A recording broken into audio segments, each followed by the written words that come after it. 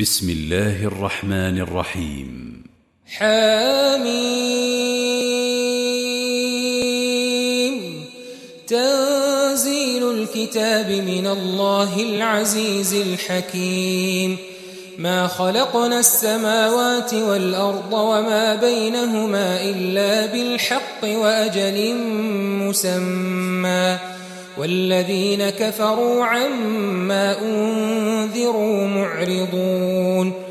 قل أرأيتم ما تدعون من دون الله أروني ماذا خلقوا من الأرض أم لهم شرك في السماوات ائتوني بكتاب من قبل هذا أو أثارة من علم إن كنتم صادقين.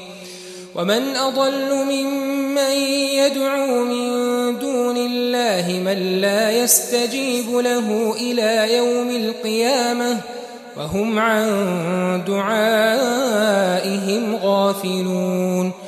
وإذا حشر الناس كانوا لهم أعداء وكانوا بعبادتهم كافرين.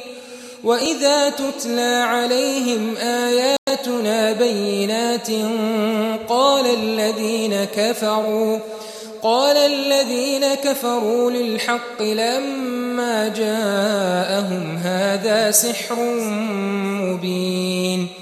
أم يقولون افتراه قل إن افتريته فلا تملكون لي من الله شيئا هو أعلم بما تفيضون فيه كفى به شهيدا بيني وبينكم وهو الغفور الرحيم. قل ما كنت بدعا من الرسل وما أدري ما يفعل بي ولا بكم إن أتبع إلا ما يوحى إلي وما أنا إلا نذير مبين.